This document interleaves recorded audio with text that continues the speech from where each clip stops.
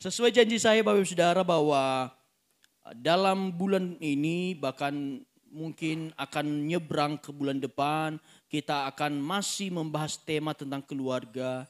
Sudah ada 2 tema yang kita bahas di minggu-minggu sebelumnya dan sekitar ada 3 tema lagi termasuk hari ini. Nah, sekarang kita akan masuk mengenai satu tema dan ada satu hal yang perlu kita jawab terlebih dahulu Bapak Ibu. Pertanyaan di depan adalah menurut Anda ayah itu apa?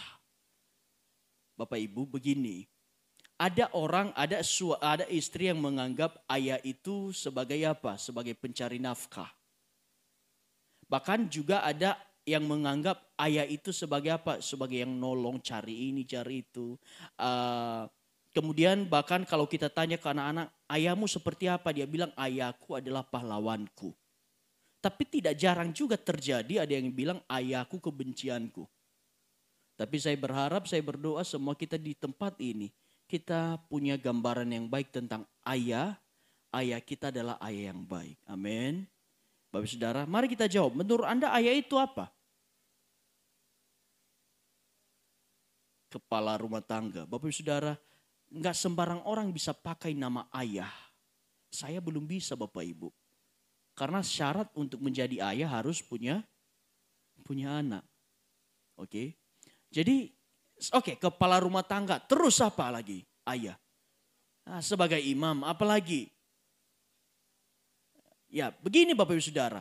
Terkadang ada misleading dari seorang ayah, dia hanya menganggap bahwa dirinya yang penting saya sebagai ayah di rumah menyediakan kebutuhan, menyediakan apa yang diperlukan anak saya, yang penting dapur ngebul, belanjaan istri saya tercukupi, anak-anak saya sekolah, maka itu sudah cukup bagi saya. Sepakat dengan itu. Nah, untuk itu Bapak Saudara kita akan belajar hari ini kalau kita tidak sepakat kalau ayah hanya sebatas hal itu. Kita akan berbicara tentang satu tema, fatherless. Fatherless. Oh iya. Iya ya. Ya. Fatherless Bapak Ibu Saudara. Fatherless itu apa artinya? Oke. Fatherless itu pertama berarti ketiadaan ayah. Nah, ketiadaan ayah itu bisa disebabkan karena satu, meninggal dunia. Dan itu adalah lumrah terjadi karena kita nggak bisa memaksakan kalau ayah meninggal dunia. Tetapi ada fatherless yang terjadi karena ulah manusia. Ada fatherless yang terjadi satu, karena mungkin ayahnya meninggalkan anaknya sehingga anaknya tidak lagi punya ayah. Itu satu. Karena cerai, karena pisah. Yang kedua, ada fatherless dalam keadaan apa? Ayahnya tetap ada di rumah, tetapi ayahnya gak berfungsi. Habis kerja pulang tidur ngorok, kerja lagi. Gak pernah jalin hubungan dengan anak-anak. Bahkan dia lupa nama anak pertama saya namanya apa ya? Jono apa Joni ya? Jadi fatherless ini ada 2. Ada yang karena hilang secara fisik. Tetapi ada yang ada secara fisik tapi tidak ada secara emosional. Nah Bapak Ibu Saudara, ketiadaan ayah bukan hanya karena meninggal. Tetapi juga karena ketidakdekatan ayah secara emosional atau spiritual atau menjadi ayah yang cuek. Ayah yang kehilangan otoritas dalam keluarga. Jadi anak itu gak merasa lagi punya ayah atau tidak punya ayah. Kenapa? Ayahnya gak pernah berhubungan dengan anaknya. Bapak Saudara, saya berdoa di tempat ini. Sebelum itu, yang ayah mana suaranya yang ayah-ayah ini? Katakan, saya ayah yang hebat. Bilang, haleluya. Nah, Bapak Saudara, saya rindu bahwa kita semua di tempat ini, yang ada di tempat ini yang sudah punya anak, adalah ayah-ayah yang dekat kepada anaknya. Amin. Karena jangan salah, jangan sampai hanya kita menafkahi, tetapi tidak memperhatikan. Nah, lanjut Bapak Ibu Saudara, apa sih dampak fatherless atau ketiadaan ayah dalam hidup seorang anak? Satu, identitas dan keamanan terganggu. Anak merasa kurang dikasihi. Pasti. Kalau ayahnya nggak pernah bercengkrama, nggak pernah nanya kabar, nggak pernah ngajak main, anak itu pasti merasa dia kurang dikasihi. Dalam arti begini, kalau dia lihat temannya dijemput oleh ayahnya, kalau dia lihat temannya lagi main dengan ayahnya, dia akan merasa, kok ayah saya nggak begitu ya? Apa saya ini nggak dikasihi? Nah itu pertama Bapak Saudara. Dan kemudian kurang aman Bapak Ibu Saudara. Saya ingat betul ketika saya SD, saya itu dibully pas kelas 1. Karena badan saya agak kecil, badan teman-teman saya besar. Karena saya SD-nya 5,5 tahun. Dan kemudian Bapak Ibu Saudara, tahu senjata saya kalau saya dibully? Saya lapor bapak saya datang ke sekolah, dan kemudian masalah selesai. Karena apa? Saya bilang, ayahku jagoanku. Apapun yang terjadi saya lapor karena saya merasa punya ayah. Nah jangan sampai Bapak Saudara kalau anak kita melapor ke kita masalahnya. Kau ini bikin pusing Jak. Sehingga gak ada kedekatan emosional antara anak dan ayah. Kemudian ada masalah emosi dan relasi. Satu, orang yang kehilangan sosok ayah dalam hidupnya. Satu, dia mempunyai kesulitan percaya kepada orang lain. Kedua, dia mudah marah. Karena ada emosi yang terpendam. Karena dia pengen dikasihi tapi dia gak dapat sehingga dia mudah marah. Dan kemudian ada rasa ditinggalkan. Karena ayahnya ada tetapi seperti tidak ada. Beberapa waktu lalu Bu Gembala tanya saya. Kalau misalnya ayahnya meninggal, dan kemudian apakah anak itu serta-merta bisa dididik dengan baik? Saya bilang bisa, tapi kalau ibunya harus berjuang dengan keras untuk menjadi ayah dan ibu bagi anaknya. Film minggu lalu untuk Youth, ibunya jujur, saya tidak mampu menjadi ibu sekaligus ayah untuk anakku. Dan memang yang idealnya adalah dalam keluarga ada ayah dan ada ibu. Tidak mungkin sosok ayah bisa mewakili peran ibu atau peran ibu bisa mewakili sosok ayah. Kemudian Bapak Saudara, ketiadaan teladan spiritual. Anak kalau dia lihat ayahnya rajin ke gereja, pasti anaknya ikut Bapak Saudara. Karena apa? Dia takut otoritas ayah dalam keluarga. Dan kemudian ketiadaan ayah juga ada dampak psikososial. Anak menjadi mudah terpengaruh dunia luar, anak haus kasih sayang. Bapak Ibu Saudara, dengar baik-baik, ayah-ayah yang punya anak perempuan. Puaskan anak perempuanmu dengan kasih sayang. Karena jangan sampai laki-laki di luar sana yang bertanggung jawab, yang memberikan kasih sayang palsu, dan akhirnya terbawa dalam suasana yang tidak baik. Tahu enggak?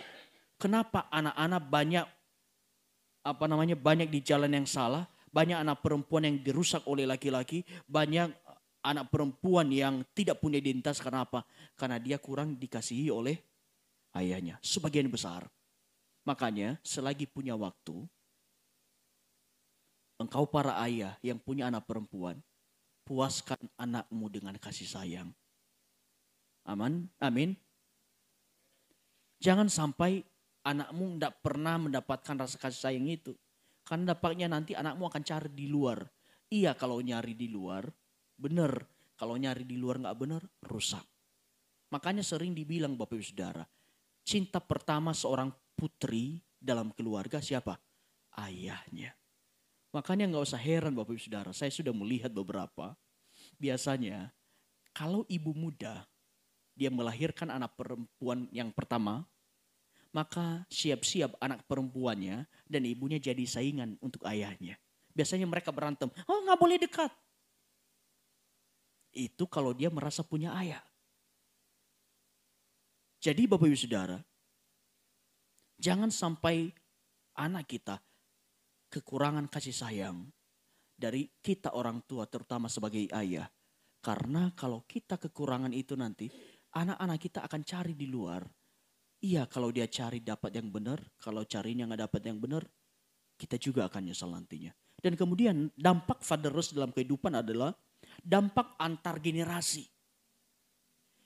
Biasanya Bapak Saudara, orang yang sudah hilang kepercayaan kepada ayahnya, satu, juga akan berlanjut ke generasi selanjutnya. Dampak sosialnya apa? Saya pernah melihat, mendengar cerita, bahkan menyaksikan, ada perempuan yang ibunya ditinggalkan oleh ayahnya. Dan dia kepahitan, akhirnya dia bilang begini, saya nggak mau menikah karena laki-laki semua sama saja seperti ayah saya. Jadi itu sakit hati itu, pahit hati itu akan berlangsung terus dari generasi ke generasi. Makanya Bapak Ibu Saudara, yuk ayah-ayah yang ada di tempat ini, yang punya anak, yang sudah dipercayakan punya anak, jadilah ayah yang sesungguhnya. Nah, sekarang kita akan belajar peran ayah itu apa saja dalam kehidupan. Kenapa sosok ayah itu sangat penting. Kalau tidak ada ayah maka pasti keluarga pincang. Satu Bapak Ibu Saudara. Nah, kita sudah pelajari sebelum poin pertama. Contoh fatherless yang ada secara fisik tapi hilang secara fungsi adalah Eli dan hubungannya dengan kedua anaknya Hofni dan Pinehas. Apa yang terjadi? Anak-anaknya disebut anak-anak yang dursila. Ini contoh fatherless yang fisiknya ada, tetapi perannya gak ada. Nah, lanjut. Nah, peran ayah yang harus dipulihkan dan harus kita mengerti hari ini. Dan saya rindu bapak-bapak yang ada di tempat ini, kita tangkap baik-baik pesan Tuhan. Supaya kita jangan sampai salah menjalankan peran atau kurang dalam menjalankan peran kita sebagai seorang ayah. Ibu-ibu juga perlu tahu supaya dukung suaminya untuk menjalankan fungsi sebagai seorang ayah. Anak-anak juga perlu tahu supaya dia tahu peran ayahnya apa dan kemudian akan berlanjut kalau dia suatu saat jadi ayah, dia harus ngapain. Nah, satu Bapak Ibu Saudara, peran ayah itu harus berperan sebagai ayah, sebagai imam. Imam dalam arti ayah itu apa? Pemimpin rohani. Kalau di perjanjian lama, imam itu fungsinya memimpin ibadah. Imam itu memimpin korban persembahan kepada Tuhan. Nah, ayah punya tanggung jawab sebagai pemimpin rohani di dalam keluarga. Seringkali yang salah adalah ayah bilang gini, oh ibunya aja yang ke gereja sama anak-anak, kalau saya jaga rumah. Bapak Ibu, kalau di sini kita rata Bapak Ibu Saudara. Laki-laki perempuan imbang. Ayah, ibu sama-sama datang. Tapi kalau di tempat saya, di tempat asal saya, yang disuruh ke gereja siapa? Ibu-ibu. Ayahnya di mana? Di rumah, masih syukur kalau di rumah. Kedua, di mana? Di warung. Mabuk, minum. Alasannya apa? Itu alasan rohani, itu biarlah ibu-ibu yang ngurus. Bapak Ibu, hak kita sebagai seorang pemimpin rohani, jangan kita jual hanya dengan itu tanggung jawab istri saya. Setuju? Ya, kita baca satu ayat Bapak Saudara. Yosua 24:15. Kita baca 1, 2, 3. Tetapi jika kamu anggap tidak baik beribadah kepada Tuhan, pilihlah pada hari ini kepada siapa kamu akan beribadah. Allah yang kepadanya nenek moyangmu beribadah di seberang sungai Efrat. Atau Allah orang Amori yang negerinya kamu diami ini. Tetapi aku dan seisi rumahku, kami akan beribadah kepada Tuhan. Nah Bapak Ibu Saudara, ini ketika bangsa Israel ribut-ribut nih. Mau nyembah berhala, mau ini, mau itu. Yosua berdiri sebagai seorang ayah. Yosua berdiri sebagai kepala keluarga. Dia bilang gini sama orang Israel. Pilih sana engkau mau beribadah kepada siapa. Tetapi aku dan seisi rumah tanggaku anak-anakku, istriku, seisi keluargaku, kami tetap beribadah kepada Tuhan. Ketika ada goncangan rohani, goncangan iman dalam keluarga, yang harus berdiri itu siapa? Ayah. Karena yang punya otoritas memimpin rohani keluarga, siapa? Ayah. Jangan sampai ayah itu gak tahu menau. Dia harus berdiri atas iman keluarganya. Makanya Bapak Saudara, sering saya dengar, biasanya mereka bilang gini, kalau urusan kepercayaan, saya serahkan ke anak saya. Karena itu adalah privasi pribadi masing-masing. Bersembunyi di balik kata privasi pilihan masing-masing. Engkau sudah diselamatkan Tuhan. Engkau tahu kebenaran. Dan kebenaran itu harus sampai ke anak-anakmu. Jangan sampai engkau bilang terserah dia mau pilih Tuhan yang mana. Engkau sebagai ayah punya tanggung jawab untuk berkata kepada anakmu, engkau harus percaya Yesus karena Yesus adalah Tuhan dan Juru Selamat yang abadi. Itu fungsi ayah Bapak Saudara. Jangan sampai kalau kita seorang ayah, terserah dialah, dia mau kepercayaan apa, dia udah besar. Dia udah besar memang, tapi tugasmu sebagai ayah harus berfungsi. Ingat, sebagai ayah adalah pemimpin rohani. Nggak ada kompromi. Engkau yang punya tanggung jawab. Ikut Tuhan atau tinggalkan Tuhan. Bapak Ibu Saudara, ayah sebagai fondasi iman dalam keluarga. Saya percaya Bapak Ibu Saudara, kalau seorang ayah menjadi fondasi yang baik, yang kokoh, yang kuat dalam keluarga, percaya Yesus, rajin ibadah, baca Alkitab. Saya percaya minimal anak-anaknya akan melihat ayahnya. Apa yang ayahnya lakukan, anak-anaknya pasti ikut. Tapi kalau ayahnya ke gereja aja, dia bilang napas, Natal, Paskah. Syukur-syukur napasnya gak dicabut. Kalau hanya sebatas napas mau ke gereja, kalau Natal ke gereja, kalau Paskah ke gereja. Engkau mengharapkan anak-anakmu takut akan Tuhan. Wih, sadar diri bos. Karena apa? Begini Bapak Saudara, ada pepatah mengatakan ikan busuk dari mana? Ayo. Bukan, ikan itu busuk dari kepalanya dulu.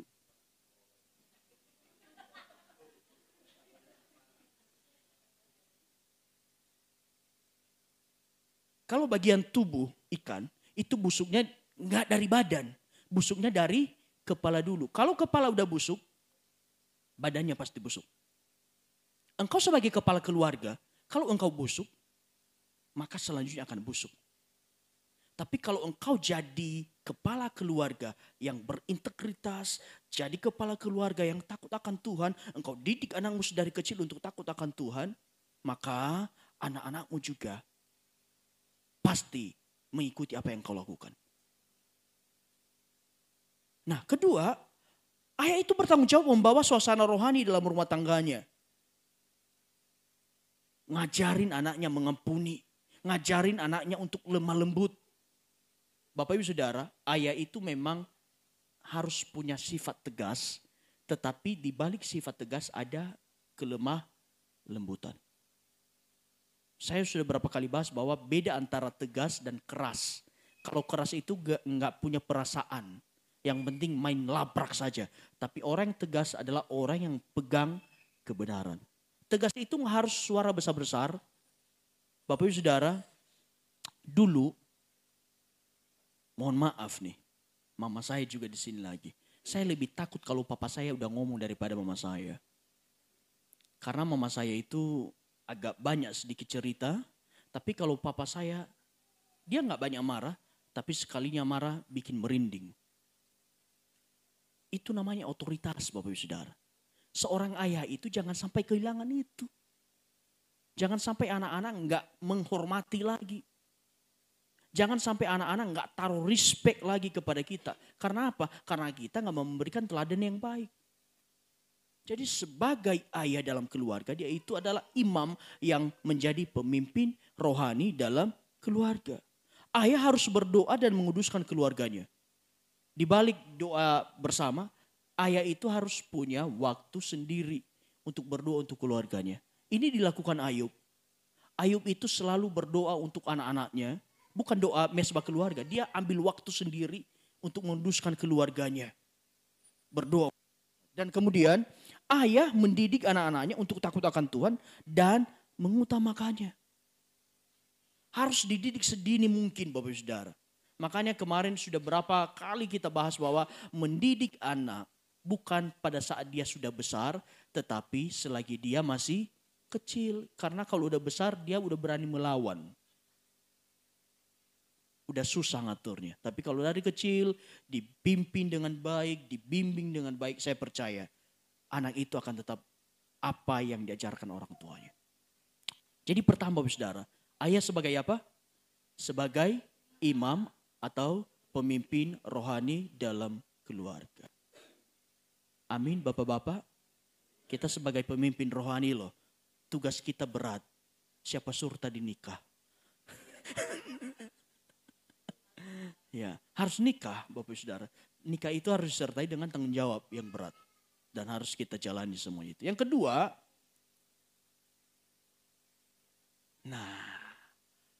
ayah itu sebagai raja. Tapi terkadang ada yang salah artikan raja. Dia literally, saya raja. Saya harus dilayani. Saya harus otoriter. Omongan saya harus didengarkan. Nggak boleh ada yang membantah. Pokoknya semua raja. Tapi mari kita perhatikan bersama-sama. Efesus 5:23 dikatakan begini. Karena suami adalah kepala istri. Nah, Bapak Ibu, suami adalah kepala istri. Istri-istri setuju? Yakin? Ikhlas? Haleluya. Karena tidak jarang terjadi Bapak Saudara. Ada istri-istri yang naik pangkat. Dia bilang ke suaminya, kau jadi wakil, aku yang jadi ketua. Suaminya baru ngomong nada do rendah, istrinya udah nada do 3 oktav. Nah, suami adalah kepala istri sama seperti Kristus adalah kepala jemaat. Dialah yang menyelamatkan tubuh. Nah, ayah itu diibaratkan seperti Kristus. Raja dalam arti satu. Seorang raja, ayah sebagai status raja, maka dia berfungsi untuk melindungi keluarganya. Seperti saya katakan tadi, kalau saya merasa terancam dulu, maka yang maju untuk membela saya siapa? Ayah saya. Ayah sebagai raja dia harus bisa melindungi.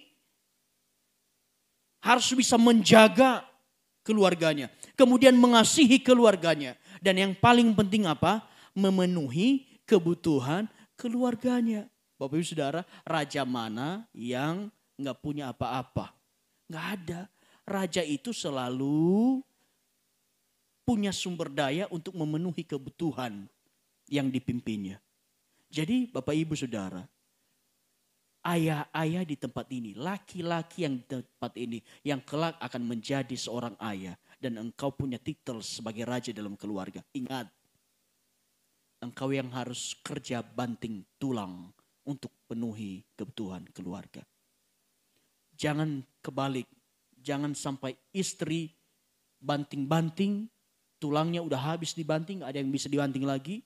Kita yang laki-laki masih seru-seru sambil nyanyi mardua holong dari pagi sampai malam, pagi malam gak balik-balik.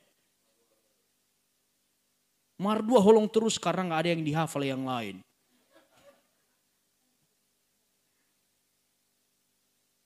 Balik ke rumah hanya mandi dan kemudian tendang lemari.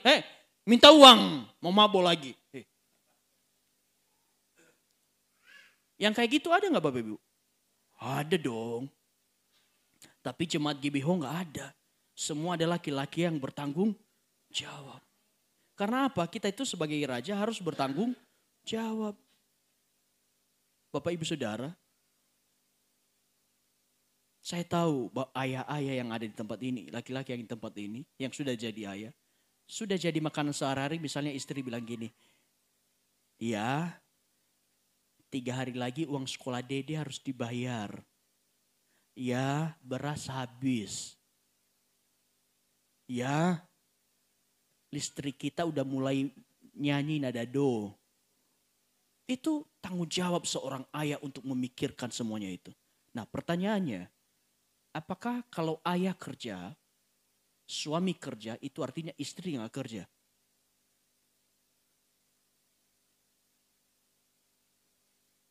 Bapak Ibu, yang utama bekerja itu siapa? Suami, tetapi dikatakan istri itu sebagai penolong. Kalau istri kerja, berarti istri itu menolong suami. Saya dan Ibu Gembala sama-sama kami bekerja. Karena saya kekurangan tenaga kalau nggak ditolong. Makanya saya menikah, saya butuh pertolongan. Nah Bapak Saudara, ayah sebagai raja merupakan tulang punggung keluarga yang bekerja keras untuk menyediakan kebutuhan keluarganya. Jadi itu fix, nggak ada debat. Kalau engkau berani menikah, berarti engkau berani bertanggung jawab sebagai tulang punggung keluarga. Jangan sampai menikah, kerjamu setiap hari hanya tidur, makan, istrimu yang kerja. Itu dunia terbalik. Tetapi yang benar adalah seorang suami kepala keluarga, dialah yang menjadi raja atau tulang punggung keluarga. Kemudian Bapak Saudara, ayah itu sebagai pemimpin, sebagai raja, berfungsi untuk menetapkan visi keluarganya. Mau dibawa kemana keluarga kita? Harus ayah itu punya visi, mau ngapain keluarga ini. Dia yang menetapkan visi mau ngapain. Maka semua elemen keluarga bahu-membahu untuk supaya visi itu bisa tercapai. Kemudian ayah sebagai raja harus ingat tidak boleh otoriter, melainkan melayani keluarganya dengan kasih. Saya mau ingatkan kepada bapak-bapak. Jangan sampai kita punya image di depan anak-anak kita seperti monster. Tetapi biarlah kita punya image di depan anak-anak kita adalah ayah yang bertanggung jawab, ayah yang bisa diajak main, ayah yang lemah lembut tetapi tegas, salah dan benar. Amin. Jadi itu. Tadi pertama ayah sebagai pemimpin rohani, kedua ayah sebagai pemimpin yang bertanggung jawab sebagai raja. Yang ketiga Bapak Saudara, ayah itu fungsinya sebagai nabi atau penyampai kebenaran. Biasanya dulu kalau kami melakukan salah, papa saya selalu panggil kami dan dia kasih tahu. Sayangnya Bapak Saudara, papa saya pernah bilang gini, mau diulangi lagi? Tentu jawabannya tidak. Nah kalau bahasa Nias itu guvaule. Nah kalau saya bertobat artinya guvaule. Nah adik saya Juang Mr. Juang, harusnya dia jawab saya bertobat. Tapi dia jawab ke papa saya akan ulangi. Karena cuma beda i dan guvaule. Papa saya bilang, mau bertobat? Iya pak, siap, saya akan ulangi. Jadi Bapak Saudara, ini cuma jokes. Ayah itu harus menjadi barometer dalam keluarga untuk benar dan salah. Selebihnya untuk menjelaskan rinciannya adalah fungsi seorang ibu dalam keluarga. Dan itu kita akan belajar minggu depan. Bapak Ibu Saudara, di Ulangan 6 sampai apa yang kuperintahkan kepada engkau hari ini haruslah engkau perhatikan, haruslah engkau mengajarkan berulang-ulang. Ngajari anak itu gak cukup sekali Bapak Ibu Saudara. Harus berulang-ulang. Jadi jangan pernah seorang yang bilang, capek udah 3 kali kuajari gak berubah. Enggak, Tuhan bilang berulang-ulang. Ya. berulang-ulang kepada siapa? Anak-anakmu dan membicarakannya apabila engkau duduk di rumahmu, apabila engkau sedang dalam perjalanan, apabila engkau berbaring dan apabila engkau bangun. Artinya apa? Dalam segala keadaan kondisi engkau harus ngajarin kebenaran kepada anak-anakmu. Jangan sampai pulang kerja, tidur, kemudian berangkat kerja, nggak pernah punya hubungan sama sekali dengan anak. Bapak Ibu Saudara, untuk mengajarkan kebenaran, maka satu poinnya, ayah itu harus paham firman Tuhan. Yang setuju katakan amin. Seorang laki-laki, seorang ayah dalam keluarga harus paham firman Tuhan. Pahamnya nggak usah paham seperti pendeta, nggak usah. Minimal engkau tahu apa yang benar, apa yang salah, engkau ajari kepada anakmu. Jadi Bapak Ibu Saudara, ayah-ayah yang di tempat ini sepakat nggak kalau kita harus belajar Alkitab? Sepakat ya? Berarti nanti berapa bulan ke depan mungkin kita akan bikin persekutuan bapak-bapak. Supaya kita makin diperlengkapi. Amin. Setuju? Nah, harus paham firman Tuhan. Untuk paham firman Tuhan kita harus belajar. Kita nggak bisa belajar sendiri, kita harus belajar dari yang lain juga. Kemudian Bapak Saudara, ayah itu harus berani negur. Terkadang ayah itu gak berani negur kalau anaknya cuma semata wayang satu aja. Apapun, mau salah anaknya, mau benar, gak pernah ditegur. Tapi saya mau katakan kepada Bapak Ibu, kalau engkau mau melihat anakmu baik kelakuannya, baik depannya, engkau sebagai ayah harus berani menegur. Kemudian setelah engkau berani menegur Bapak Saudara, engkau harus berani mendisiplinkan. Sebenarnya fungsi disiplin itu agak kurang di ibu. Fungsi disiplin itu sebenarnya pusatnya ada di ayah. Kemudian memberikan peringatan rohani kepada anak-anaknya. Harus ngasih tahu kebenaran, apapun yang benar, apa yang salah, ya dan tidak. Dan kemudian ayah harus melakukan kebenaran, bukan hanya tahu kebenaran.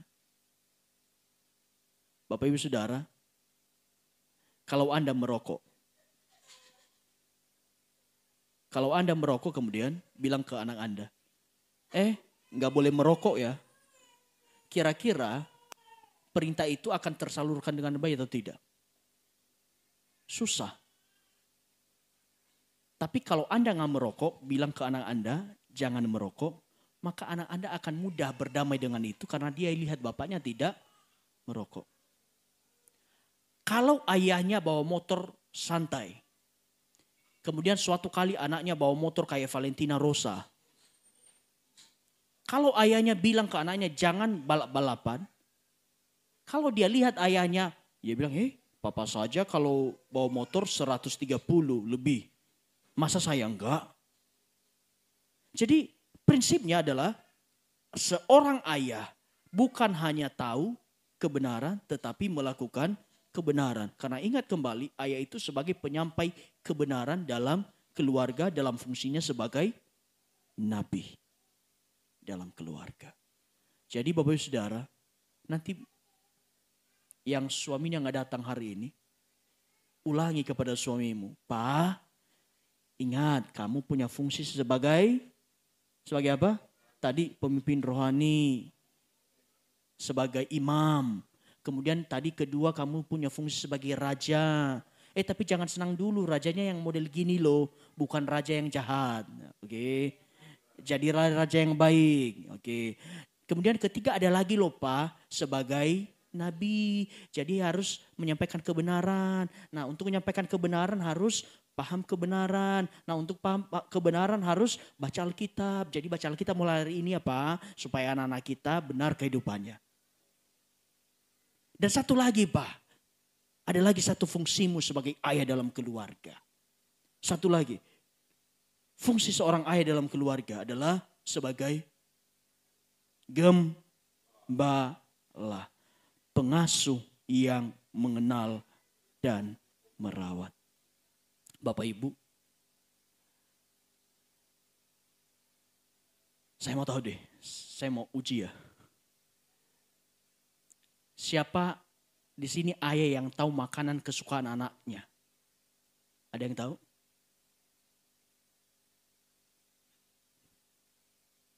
Pak Samosir.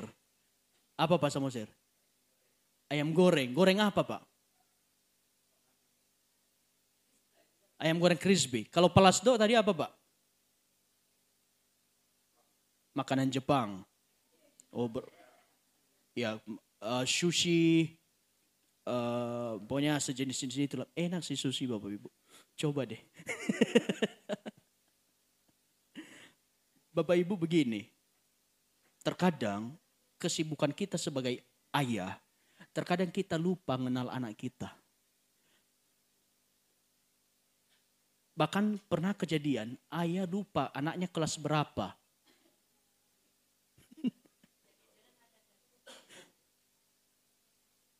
Pak Samosir, ingat kelas anak-anak Bapak berapa? 3 orang?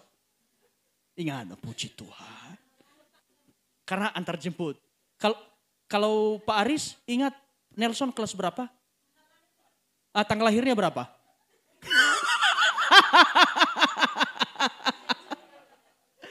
Lah, kayaknya ini unek-unek Bu Irma selama ini.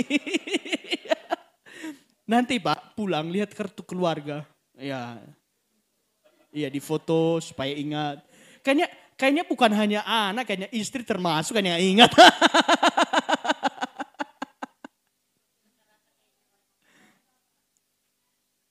Bapak Ibu, sebagai gembala yang baik, Tuhan tuh bilang apa sih? Aku adalah gembala yang baik. Gembala itu mengenal dombanya. Bapak Ibu, sebagai kepala keluarga, ayah itu punya domba. Dombanya namanya istri dan anak-anak. Maka fungsi ayah itu harus mengenalin mereka. Makanya saya juga sebagai suami, sebisa mungkin juga saya saat ini sebagai gembala dalam keluarga, saya baru punya satu domba namanya istri. Walaupun menerjemahkan istri itu lebih susah dari matematika, tapi saya berusaha untuk mengenal apa yang dia mau, apa yang dia suka. Walaupun berubah-ubah, itulah nasib kita bapak-bapak. Kita itu harus mati-matian untuk mengenal istri kita dengan baik. Ya, Yohanes 10 ayat 11 dikatakan, akulah gembala yang baik memberi bagi dombanya. Satu, seorang ayah harus bisa menjadi gembala seperti Yesus. Tuhan Yesus itu, dia mengasihi pada waktu mengasihi, dia tegur dengan tegas pada saat harus menegur. Petrus pernah dikatakan iblis, setan. Tetapi lebih daripada itu, Yesus juga mengasihi Petrus. Kita juga sebagai seorang ayah, kalau kita mendisiplinkan anak kita bukan berarti kita tidak mengasihi anak kita. Tetapi justru kita disiplinkan anak kita karena kita mengasihi, kita nggak mau jalannya rusak. Kita nggak mau masa depannya rusak. Kemudian seorang ayah harus mengenal anak-anaknya seperti yang saya katakan tadi.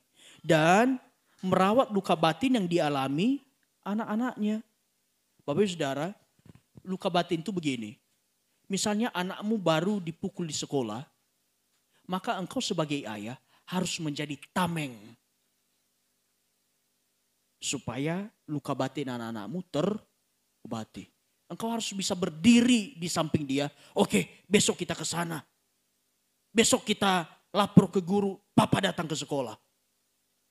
Jangan anak-anak kita udah lapor, saya dipukul. Kamu ini dikit-dikit laki-laki dong. Jangan bersembunyi di balik laki-laki dong. Enggak, engkau harus dampingi dia supaya tidak ada luka batin. Kemudian Bapak Saudara, memuaskan dahaga anak-anaknya dengan kasih Bapak. Tahu enggak Bapak Saudara? Kebanyakan anak-anak kesulitan mengenal Tuhan karena dia punya gambaran Bapa yang salah. Tahu enggak? Kalau seorang anak sakit hati sama bapaknya, pada saat dia berkata, Bapa, ku naikkan. Dia ingat bapaknya dia yang ada apa? Kemarahan. Tetapi kalau seorang bapak, seorang ayah berfungsi dengan baik, itu akan menolong anaknya dekat dengan Tuhan. Karena begini, sosok Allah, sosok Yesus Kristus harus bisa dilihat anak di dalam diri bapaknya. Seorang anak yang punya hubungan yang kurang baik dengan bapaknya, pasti akan selalu bermasalah dalam keimanan. Karena apa? Bagaimana dia memuji Bapa yang di sorga, sedangkan Bapaknya yang dunia nggak bisa dia jadikan sebagai panutan. Jadi, Bapak-bapak yang ada di tempat ini, mari kita berfungsi baik sebagai seorang ayah untuk anak-anak kita. Bapak Ibu Saudara, dan satu lagi, ayah itu, Bapak itu berkorban bagi anak-anaknya. Tahu nggak Bapak Ibu Saudara? Dulu saya ingat banget, biasanya kalau ada ikan, kan kita pernah jadi anak-anak nih. Kalau seorang ayah motong ikan untuk dibagi ke kita, yang dikasih kepala apa ekor? Daging. Pernah satu kali Bapak Saudara, kami udah dibagikan makanan, nasinya habis. Padahal sesuai porsi, tapi namanya anak-anak. Saya bilang, kurang. Padahal porsi bapak saya juga pas. Tapi bapak saya masih bilang, oh masih kurang enak. Dia ambil punya dia kasih ke saya. Karena bapak itu adalah bapak yang berkorban. Itulah yang baik. Bapak itu rela gak makan. Pernah satu kali bapak saya, karena bapak saya suka tidur di di ruang tamu, maka dia beli kasur baru untuk dia di situ. Masalahnya pas kasur itu datang, saya sambut, hei hore, saya kasur baru.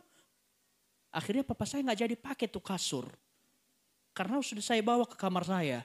Baru dia ngomong, tadi itu saya beli untuk papa, tapi karena kamu udah ambil ya sudahlah. Jangan sampai jadi ayah yang jahat. Tetapi jadilah ayah yang mau berkorban untuk anak-anak. Amin. Amin. Bapak Ibu Saudara, mari kita ulas kembali. Apakah kita yang sudah punya anak, sudah berperan sebagai ayah? Satu. Hai ayah-ayah di tempat ini. Apakah engkau sudah berfungsi sebagai imam atau memimpin rohani? Amin. Amin. Oke. Sudah menjadi pemimpin yang bertanggung jawab? Amin. Sudah menjadi penyampai kebenaran dalam keluarga? Kayaknya agak susah ini, berat nih.